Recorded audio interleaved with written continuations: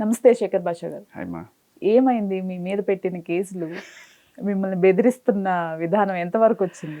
ఇంకంతే మాకు దీంట్లో ఉన్నప్పుడు రకరకాలు అంటే డ్రగ్ మాఫియా ఇంత ఇన్వాల్వ్ అయినప్పుడు మామూలుగా ఉండదు. సో ఫోన్ ట్రాక్ చేయడము, అలా లొకేషన్ ట్రాక్ చేయడము, నేను ఎవరికైనా ఫోన్ చేస్తే ఇమీడియట్గా వాళ్ళకి ఫోన్లు చేయడము, వాడు వచ్చాడా ఏం చెప్పాడు అని చెప్పి నా గురించి నెగిటివిటీగా ఏదో స్ప్రెడ్ చేసి అతని గురించి మీరు నెగిటివ్గా రాస్తానంటే చెప్పండి నేను ఇంటర్వ్యూలు ఇస్తానని చెప్పడము, ఇలా రకరకాలుగా అంటే బెదిరింపు ధోరణి అనమాట. ఓకే. సో ఇంకా పెయిడ్ ఆర్టిస్టులు వచ్చారు, రకరకాల వాళ్ళు బురద జల్లాలని ప్రయత్నాలు చేస్తున్నారు. ఇప్పుడు 12 ఏళ్ల క్రితం చనిపోయిన ఒక అమ్మాయి వాళ్ళ తమ్ముడికి ఇప్పుడు సడన్గా వాళ్ళకి ప్రేమ గుర్తొచ్చేస్తుంది. ఇంకా రకరకాల అన్నీ జరుగుతున్నాయి, విచిత్రాలని కూడా. జీవితంలో ఎప్పుడు ట్రాఫిక్ చలానా తప్ప వేరే కేసు లేదు, ఫస్ట్ టైం అనమాట ఇలా మీద కేసులు పెట్టడం. ఇప్పుడు కేసు అయితే డ్రగ్ మాఫియానా లావణ్యానా మజాకా అంతే అలా. సో అంటే ఎవరినైనా నేను నోరు మోగిస్తా, ఎట్టాంటోడినైనా సరే నేను నోరు మోగిస్తా. ఇప్పుడు ఆవిడ గురించి ఏదైనా ఫ్యాక్టే ఎఫ్ఐఆరే మనం చూపించినా కూడా మీరు చూపిస్తే నేను సూసైడ్ చేసుకుంటా, మీ పేరు రాసి నేను చచ్చిపోతా. ఫస్ట్ నుంచి ఉన్న బెదిరింపులే కదా. ఇప్పుడు మీకు లేకపోతే మీ మీద కేసులు పెడతా. కాదు ఛానల్స్ వాళ్ళకి ఫోన్ చేసి, యూట్యూబ్ ఛానల్ వాళ్ళు ఎవరైనా సరే మనం ఉన్నదే చూపిస్తున్నాం అయినా కూడా వాళ్ళని బెదిరిస్తాం. ప్రతి ఒక్కరిని బెదిరించడం బ్లాక్మెయిల్ చేయడం అంతే. ఓకే. ఇప్పుడు మీ పైన ఎఫ్ఐఆర్ రిజిస్టర్ అయిపోయిందా? పంజగుట్లో ఒకటి చేసినట్టున్నారు. Okay okay. ఇంకా మరి నార్సింగ్లో ఏమైనా చేశారేమన్నా, ఎవరు నాకేం ఫోన్ అయితే చేయలే, చేసామని చెప్తున్నారు. ఓకే. సో ఎఫ్ఐఆర్ అనేది ఏంటంటే ఫస్ట్ ఇన్ఫర్మేషన్ రిపోర్టు ఎవరన్నా ఇస్తే వాళ్ళు రాసుకోవాలి. జనరల్గా మగవాళ్ళు ఇస్తే తీసుకోరు, బట్ ఆడవాళ్ళు ఇస్తే తీసుకుంటారు. తీసుకున్న తర్వాత పూర్వపరాలు పరిశీలించి దాంట్లో ఫ్యాక్ట్ ఉంది అనుకుంటే వాళ్ళు నోటీసులు ఇస్తారు, తర్వాత సమాధానాలు, తర్వాత అవే జరుగుతాయి. అండ్ ఇంకోటి ఏంటంటే ఒకవేళ తప్పుడు కేసులు పెడితే మగవాళ్ళందరూ కూడా తెలుసుకోవాల్సిన విషయం. జనరల్గా మగవాళ్ళు వెళ్తే అంత ఈజీగా తీసుకోరు, అంత ఈజీగా అండి, చాలా చాలా కష్టం. నేను అన్ని ఆధారాలు ఇచ్చినా కూడా వాళ్ళు ఆలోచిస్తూనే ఉంటారు నెలల తరబడి. బట్ ఆడవాళ్ళు వచ్చి ఊరికి పెడితే తీసేసుకుంటారు. తీసుకున్నంత మాత్రాన అవతల వాడు తప్పు చేశాడా అని కాదు, చెక్ చేసుకొని ఫ్యాక్ట్ చెక్ చేసుకొని వాళ్ళు ఇస్తారు. తప్పని తేలితే, ఈవిడ పెట్టిన కేసు తప్పని తేలిన తర్వాత మనం చేయాల్సిన పని ఏంటంటే 211 ఐపీసీలో, బిఎన్ఎస్లో అయితే 248 ఈ సెక్షన్స్ కింద వాళ్ళ మీద తప్పుడు కేసు పెట్టారని మనం ఫైల్ చేయాలి. ఓకే. అప్పుడు 10 ఏళ్ళు జైలు శిక్ష పడుతుంది వాళ్ళకి. లేకపోతే ఈ కేసులు పెట్టి బెదిరించి డబ్బులు గుంజడం అనేది, లేకపోతే మనుషుల్ని దారి, ఇప్పుడు కొన్నిసార్లు డబ్బులు గుంజుతారు, కొన్నిసార్లు ఇట్లా నన్ను ఆపడానికి, బయట ఎక్కడికి వెళ్ళి డీటెయిల్స్ ఇవ్వకుండా ఉండడానికి ఇలా ఏదో ఒక వెతుకుతారనమాట. సో ఏదైనా సరే బ్లాక్మెయిల్ చేయడానికి కేసులు వాడుతున్నారు. మీరు నిన్న మొన్న గమనించుంటే ఒక ఆవిడ 8 మందిని పెళ్లి చేసుకుంది. సంవత్సరానికి 6 నెలలకు ఒకడు వాడిని పెళ్లి చేసుకుంటుంది, వాడితో గొడవ పెట్టుకుంది, వాడి మీద 498 పెడుతుంది, వాడితో సెటిల్ చేసేసుకుంటుంది. 498A పెట్టినంత మాత్రాన ఏదో అయిపోయింది, మనం తప్పు చేసామని కాదు. సరే పోలీసులు పిలుస్తారు, ఒకసారి వెళ్తాం మాట్లాడతాం అంతే.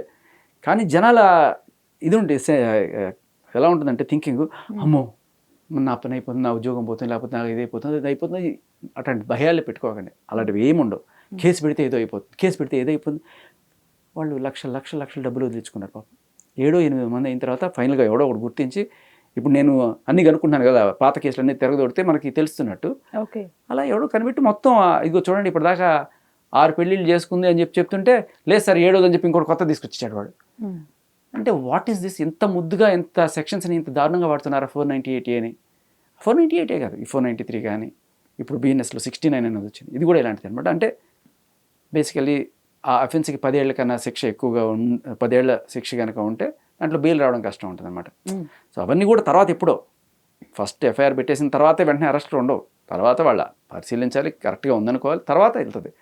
కానీ ఈ లోపల మనకున్న మానవ సహజమైన భయం, దీనికి తోడు వాళ్ళు కనుక సెలబ్రిటీ అయితే మీడియా వాళ్ళు వచ్చి హడావిడి చేయడం, దీంతో ఏమవుతుందంటే రాజ్ తరుణ్ ఇప్పుడు జంప్ అయిపోవాల్సిన పరిస్థితి ఎందుకు వచ్చిందంటే, రాజ్ తరుణ్కి 10 ఏళ్ళు శిక్ష పడుతుంది, సెక్షన్ 493 పెట్టారు.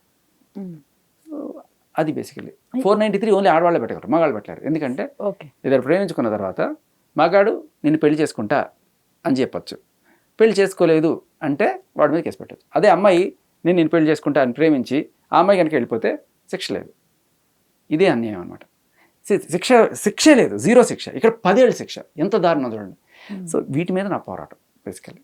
దాంట్లోనే ఇప్పుడు రాజ్ తరుణ్ గారు జంప్ అయ్యారు అనేది రాస్తున్నారు కొన్ని మీడియా ఛానల్స్లో. నిజంగా ఆయన మీడియానే జంప్ చేయించింది బేసికలీ. అన్ని thumbnail పెట్టేసి ఏంటి 10 ఏళ్ళు శిక్ష పడిపోతుంది అంటే అసలు ఏమీ లేదు. అసలు ఎఫ్ఐఆర్ పెట్టాల్సిన కేసు కూడా కాదు ఇది కొంచెం. ఎందుకంటే రిపీట్ అఫెండర్స్ అని ఉంటారమ్మా. వీళ్ళకి ఏంటంటే కేసులు పెట్టుకోవడం పోతడం అదే పని. ఈ అమ్మాయి ఇంతకుముందు నార్సింగ్లో ఒక ఈవిడి మీద పెట్టిన కేసులు అంటే ఆల్మోస్ట్ జైలుకి వెళ్ళి 45 రోజులు ఉండొచ్చిన ఈ అమ్మాయి, ఇన్ని కేసులు ఉన్న ఈ అమ్మాయి వచ్చి కూడా పెట్టేస్తే అలా తీసేసుకుంటున్నారంటే జస్ట్ కొంచెం కామన్ సెన్స్ పెద్దవాళ్ళ మీద పెడుతుంది. ఒక respected person who's paying taxes and living in respectable life, కాస్త రెస్పెక్ట్ ఉండదు కనీసం. ఏది పడితే అది అమ్మాయి వచ్చి పెట్టిందంటే పెట్టి, అది ఎంత దారుణమైనా అసలు ఆలోచించరా కనీసం అనేది పాయింట్. సో ఇది జరగాలి. ఎందుకు అంటే పోలీసులు ఒక మాట చెప్తారు, మాకు ఎఫ్ఐఆర్ పెడితే తప్ప ఎంక్వైరీ చేసే అధికారం రాదు, అందుకని మేము ఎఫ్ఐఆర్ పెట్టాలి అంటే. మరి అలాంటప్పుడు ఒక మగాడు వెళ్ళి అడిగితే ఎఫ్ఐఆర్ ఎందుకు పెట్టరు? బేసికలీ వాళ్ళ డిస్క్రిప్షన్ అది. యాక్చువల్గా నిజంగా తప్పు ఉందంటే ఆ అమ్మాయి వెళ్ళి పెట్టినా కూడా పెట్టరు, ఈవిడ రిపీట్ అఫెండర్ అని తెలిసినా కూడా. ఇక్కడ ఏమైందంటే మీడియా హైప్ వచ్చేసింది, ఆడకూతురికి అన్యాయం జరిగిపోతుందని మనం అందరం ప్రచారం చేసేటప్పటికి నాకు ఎందుకు వచ్చిన వాళ్ళు, నేను ఒక ఎస్ఐని, నేను స్టేషన్ హౌస్ ఆఫీసర్ని, ఎందుకు నాకు వచ్చిన వాళ్ళని పెట్టేస్తే ఒక పని అయిపోతుంది అని పెట్టేస్తారు. ఓకే. కానీ తర్వాత జరిగేది ఏంటి, మీడియా అంతా రచ్చ ఇమేజ్ డ్యామేజ్. సో బేసికల్ పాయింట్ ఏంటంటే ఒక మనిషికి ఇంత డ్యామేజ్ జరుగుతుంది అనేది మీరు పోలీసులకి అంత గ్రహిస్తే ఆ ఎఫ్ఐఆర్ పెట్టేటప్పుడు కూడా ముందు వెనక పూర్వపరాలు ఆలోచించి పెట్టండి అనేది పాయింట్. సో ఇక ఈ కేసు అంటారా, ఎంత తప్పుడు కేసు అనేది నేను ఫస్ట్ నుంచి వాదిస్తూనే ఉన్నాను. ఫస్ట్ ఈవిడ రాజ్ తరుణ్ నా మొగుడు లేకపోతే నేను సహజీవనం చేశాను రకరకాల మాటలు చెప్పుకుంటూ వచ్చింది. కాదు, ఈవిడ ఆల్రెడీ మస్తాన్ సాయి కావాలని ఇదే పోరాటం లాస్ట్ ఇయర్ చేసింది అని చెప్పి గుంటూరు నుంచి ఎఫ్ఐఆర్, అలాగే టీమ్స్లో పెట్టిన వాటి గురించి మనం ప్రస్తావించాం. అన్నీ చేసిన తర్వాత మళ్ళీ వచ్చి బుకాయిస్తున్నారు. లేదు కాదు మస్తాన్ సాయి నా ఫ్రెండ్ అని చెప్పి వాడిని తీసుకొచ్చి చెప్పించి. ఇప్పుడు తిరగబడరా స్వామి ఈ మూవీ మార్కెట్లో మంచి టాక్ తీసుకొచ్చుకుంది, అయినప్పటికీ రాజ్ తరుణ్ గారు బయటకు వచ్చి సెలబ్రేట్ చేసుకోలేని పరిస్థితి, మాట్లాడలేని పరిస్థితి. కానీ నిజంగా ఆ సినిమా పేరే ఆయనకి చెప్తుంది, ఎప్పటికైనా తిరగబడరా స్వామి ఎన్నాళ్ళని దాక్కుంటామని. సో బేసికలీ ఫస్ట్లో భయం ఉండిందమ్మా. ఇప్పుడు మీరు ఇందాక మాటలను చెప్పారు, ఫస్ట్లో ఆడపిల్ల కదా అని సింపతి వచ్చింది. ఒకసారి మనం మాట్లాడే నిజాలన్నీ బయట పెట్టిన తర్వాత కంప్లీట్ యూటర్న్ తీసుకుంది. ఎక్కడ పబ్లిక్లో కూడా కంప్లీట్గా అసలు ఎవరు నమ్మే పరిస్థితి లేదు. ఆయన దిలీప్ శంకర్ గారు వచ్చి ఎన్ని రకాల వెడ్డింగ్ కార్డులు ఇవన్నీ రాసి మిస్టర్ అండ్ మిసెస్ ఇవన్నీ తెలివితేటలు మనకి అందరికీ తెలిసినవి అవన్నీ కూడా. జనరల్గా మన సినిమాలో కూడా చూస్తుంటాం.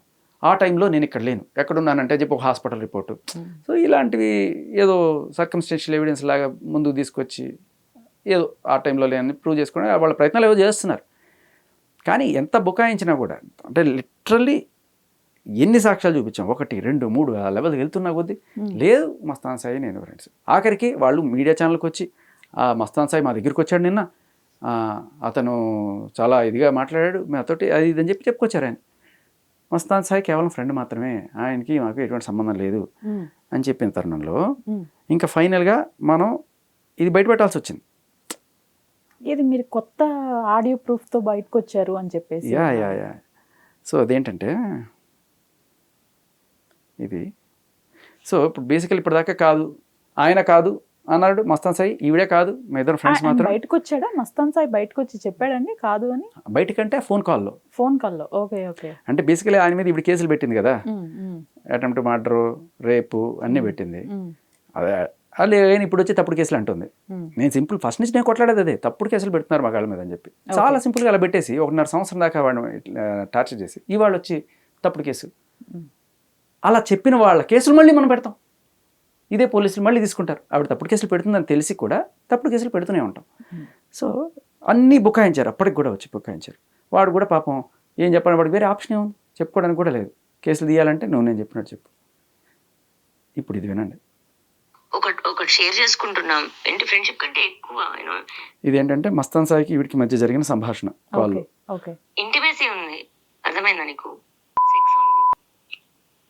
ఒకటి షేర్ చేసుకుంటున్నాం, ఏంటి ఫ్రెండ్షిప్ కంటే ఎక్కువ ఇంటిమేసీ ఉంది, అర్థమైందా నీకు? సెక్స్ ఉంది.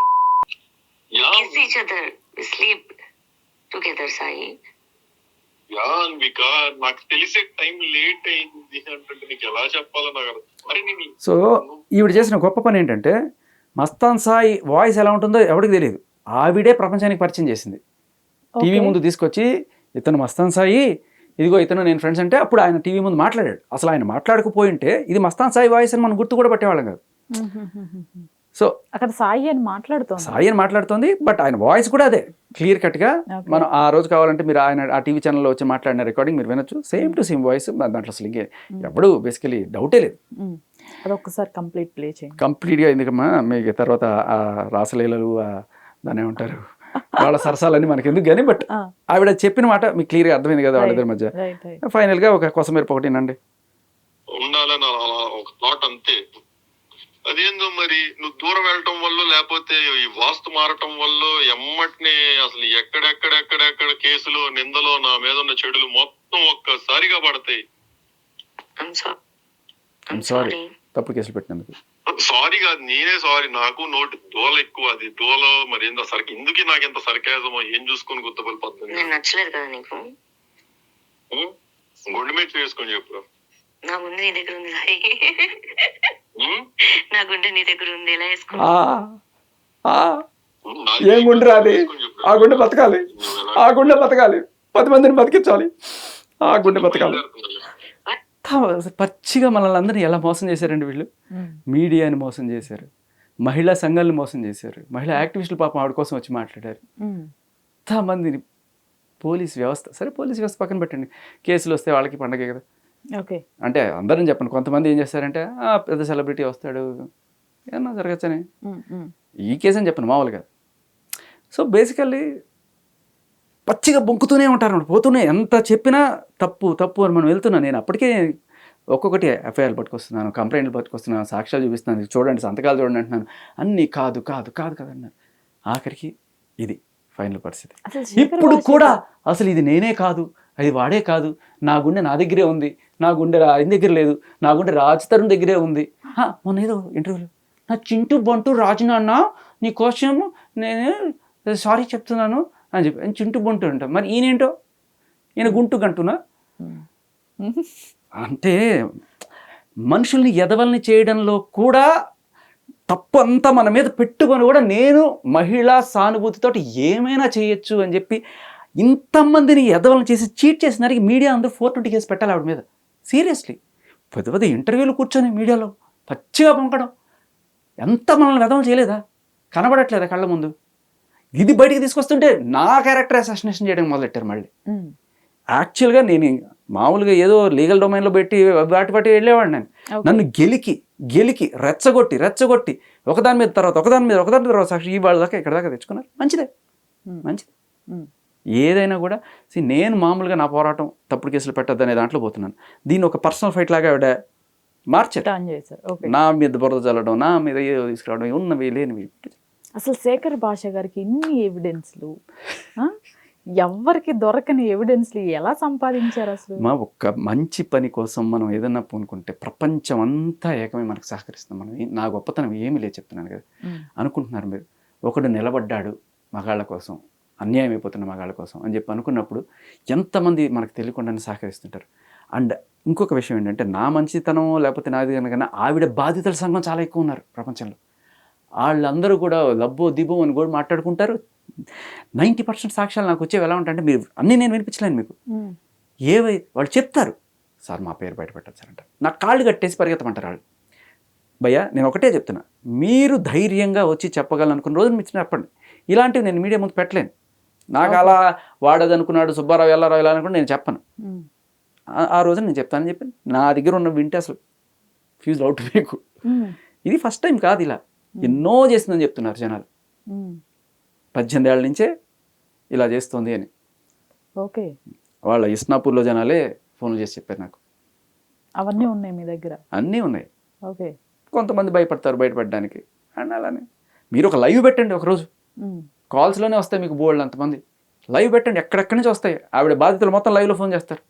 ఓకే, చూడండి, కావాలంటే ట్రై చేయండి. కానీ మీరు చేస్తున్న ఈ పోరాటం ఒక ఒక అర్థం ఉంది. లైక్ అంటే మగవాళ్ళ సైడ్ కూడా వాయిస్ వినాలి అనేది మీరు చేస్తుంది ఒకటి. అయితే వీళ్ళిద్దరి విషయంలో రాజ్ తరుణ్ అసలు ఎలాంటి తప్పు లేదంటారా? లేదు, ఖచ్చితంగా లేదు. రాజ్ తరుణ్ తర్వాత ఏదైనా ఎఫ్ఐఆర్ పెట్టుకున్నాడా అనేది ఆయన పర్సనల్ చాయిస్, ఆయన ఇష్టం. ఈవిడ మూవ్ ఆన్ అయిపోయిన తర్వాత అసలు ఫస్ట్ ఆఫ్ ఆల్ వీళ్ళకి పెళ్ళి కాకుండా ఉందనుకోండి, అది కంప్లీట్లీ వాళ్ళ ఇష్టం. ఈయన ఎంతమందితో తిరిగినా మనం అడగలేం, ఆవిడ ఎంతమందితో తిరిగినా అడగలేం. వాళ్ళకి అడిగే రైట్ ఉండదు ఒకళ్ళొకళ్ళు పెళ్లి చేసుకున్నంతకాలం. పెళ్లి చేసుకున్నారు, అన్న తర్వాతే నీకు రైట్ వస్తుంది. కానీ ఈవిడ క్లియర్ కట్గా మస్తాన్ సాయి నన్ను పెళ్లి చేసుకోమని చెప్పి చేసిన పోరాటం, దాని అర్థం ఏంటి? ఈవిడికి పెళ్లి కాలేదని అఫీషియల్గా ఎక్కడ రికార్డ్ లేదు. అండ్ ఆవిడే ప్రూవ్ చేస్తుంది. ఆవిడ ఎఫ్ఐఆర్ల ద్వారా, ఆవిడ పెట్టిన కంప్లైంట్ల ద్వారా, ఆవిడ కాల్ రికార్డ్స్ ద్వారా మనందరికీ చాలా క్లియర్ కట్గా ఆవిడ మస్తాన్ సాయితో మూవ్ ఆన్ అయిపోయింది. ఆవిడ అయిపోయిన ఎప్పుడో 21లో ఆవిడ మూవ్ ఆన్ అయిపోతే 23లో రాజ్ తరుణ్ మాల్వితో ఉన్నాడని ఆవిడ ప్రూవ్స్ చేస్తే ఏంటి, చేయకపోతే ఏంటి? ఉన్నాడు అనుకుంటే ఏంటి తప్పు? అయితే 21లో మూవ్ ఆన్ అయిపోయారని మీరు అంటున్నారు. ఈవెన్ మొన్నటి వరకు కూడా రాజ్ తరుణ్, లావణ్య ఒక ఇంట్లో కలిసి లేకపోయినా పైన కింద ఉన్నారు అనేది మనకు వచ్చిన వార్తలు. అట్లాంటప్పుడు రాజ్ తరుణ్ అసలు కంప్లీట్గా బయటకు వచ్చేయకుండా అక్కడే ఉండటం, అట్లనే వీళ్ళిద్దరు మాట్లాడుకునే ప్రతిదీ ఎవరో ఒకరు, అయితే ఆ అమ్మాయి కానివ్వండి లేకపోతే రాజ్ తరుణ్ కానివ్వండి, కాల్ రికార్డ్స్ ఎందుకు అయ్యో చాలా చేసుకోవాలి? Simple. Raj Tarun call record ఆవిడ కాల్ రికార్డ్ ఎందుకు చేసిందో నేను చెప్తా. ఆవిడ దగ్గర కాల్ రికార్డ్స్, వీడియోస్ ఇలా ఒక కుప్పలు తెప్పలు ఉంటాయన్నమాట. ఆవిడ హార్డ్ డిస్క్ నిండా ఇవే ఉంటాయి. ఎవడెవడిని ఎలా బ్లాక్మెయిల్ చేయొచ్చు, ఇదే ఆవిడ. బేసికలీ మనం అందరం ఏదో ఉద్యోగాలు చేసి బతుకుతాం, ఆవిడ ఇదే చేసి బతుకుతుంది. ఆవిడ కనుక మీరు వెళ్ళి ఆవిడ ల్యాప్టాప్లో కానీ ఆవిడ ఇవి కానీ చూస్తే దాని నిండా ఇవే. వాడు దీంతో తిరిగాడు, వీడి దాంతో తిరిగాడు, ఆ వీడియోలు ఈ వీడియోలు పెట్టుకొని వాళ్ళందరినీ గుప్పెట్లో పెట్టుకొని ఆవిడ ఏం చెప్తే అట్ట నాట్యం చేయాలి అంతే. బట్ రాజ్ తరుణ్ రికార్డ్ చేసింది మాత్రం ఎందుకంటే మీరు ఆ కాల్లో క్లియర్గా వింటే ఒకనొక టైంలో ఆవిడ కొట్టేసి తిట్టేసి ఆవిడే పోలీసులకు ఫోన్ చేస్తూ ఉంటుంది. అవునవును. ఎందుకంటే వీళ్ళని ఫస్ట్ నుంచి అదే బెదిరింపు. నేను పోలీసులకు ఫోన్ చేస్తా, నేను మహిళని, నేను బయటికి వెళ్తే అందరు నా మాట నమ్ముతారు, మీడియాని పిలుస్తా, నీకు ఐడెంటిటీ సర్వనాశనం ఇస్తా, ఇదే మాట అవుట్ ఒక్క రికార్డు బయటకు వచ్చింది. మీకు 100 రికార్డులు ఉన్నాయి అలాంటివి. కానీ 100 అంటే మాట వరుస కన్నాను, కానీ ఓ 10-15 మనకి ఈజీగా దొరుకుతాయి. అవి ఇంకో 2-3 కూడా మీరు వినండి కావాలంటే, అది ఇంటర్నెట్లోనే ఉన్నాయి అవి కూడా. అయితే మనకి అక్కడ ఏంటంటే వీళ్ళు అలసిపోయినారు ఇవన్నీ చూసి చూసి. ఒకరోజు అయింది, 2 రోజులు అయింది, 3 రోజు పోలీసులు వస్తారు. వచ్చిన తర్వాత ఏదో రోజు పోలీసులు వస్తారు, వీడు బెదిరిస్తుంది, పోలీసుకి 100 డైల్ చేస్తుంది, వచ్చేస్తున్నారు పోలీసులు అనగానే వద్దాక చెప్పిన వింటాం ఏదో అని ఉంటారు. కానీ ఒక రోజున ఏదో రోజున మన ఎత్తుకి వస్తారు, మన ఎత్తుకు వచ్చినప్పుడు మనం వాళ్ళకి చూపించాలి, సార్ మేమేం చేయలేదు సార్, ఆవిడే కొడుతుంది, ఆవిడే తిడుతుంది, ఆవిడే బూతులు మాట్లాడి ఫైనల్గా ఆవిడే మా మీద కేసులు పెడుతుంది, ఇది సార్ అని చెప్పి పోలీసులు చూపించుకోవడానికి అప్పుడు రికార్డ్ చేసుకున్నాం తప్ప ఈ వీళ్ళకి బ్లాక్మెయిల్ చేయడానికి కాదు. ఎందుకంటే అది కనుక ఆయన బ్లాక్మెయిల్ చేయడానికో లేకపోతే దేని అంటే ఆయన కేసు పెట్టి ఉండాలి కదా. ఆయన ఎందుకు పెట్టలేదు? ఆయన డిఫెన్స్లో ఉన్నాడు. ఎందుకంటే వాళ్ళు ఒకవేళ వస్తే లేదు సార్ ఇదని చెప్పి, నువ్వే తప్పు చేసి నువ్వే కేసు పెట్టి అని నా గురించి ఎవడు మాట్లాడకూడదు. నువ్వు మీడియాకి వచ్చినప్పుడు అడుగుతాం, బర్రాబర్ అడుగుతాం, సమాధానం చెప్పాల్సిన అవసరం ఉంది. అండ్ నా పోరాటం ఖచ్చితంగా నువ్వు తప్పుడు కేసులు పెడుతున్నావు అని క్లియర్ కట్గా నేను అది ప్రూవ్ చేస్తున్నాను. ఎట్టా ఆపుతావు నువ్వు నన్ను? మగాళ్ళ మీద తప్పుడు కేసులు పెడుతున్నావు అని ప్రూవ్ చేయడం కోసం నేను ముందుకు వచ్చా. నువ్వెవరు నా గురించి మాట్లాడడానికంటే? నువ్వెవరు మగాళ్ళ ముందు తప్పులు కేసులు పెట్టడానికి? ఇప్పుడు ఇంతకుముందు మస్తాన్ సాయి, తర్వాత రాజ్ తరుణ్, ఇప్పుడు ఆల్రెడీ మీ పైన కూడా కేసు ఒకటి ఫైల్ అయింది. మీరు ముగ్గురైనా బాధితులు, ఇంకా ఎవరైనా? అయ్యో మా అది ఏమంటారంటే, మీకు నాకు నిన్నే తెలిసిన విషయం, రాజమండ్రిలో కూడా ఈవిడ మీద ఒక కంప్లైంట్ ఫైల్ అయింది. అది కూడా మీకు అతి త్వరలో నేను తీసుకొస్తాను. ఓకే. అదే రాజమండ్రిలో ఈవిడ చేసిందా? ఈవిడ ఎవరినో ఇలాగే, ఇది బ్లాక్మెయిలే కదా పని, ఈవిడ ఎవరినో బ్లాక్మెయిల్ చేస్తే వాళ్ళు కేసు పెట్టారు. ఓకే. సో అది కూడా నేను మీకు త్వరలో బయట పెడతాను. ఓకే. ఆల్ రైట్ శేఖర్ గారు, థ్యాంక్ యూ అండి, thank you so much. Right.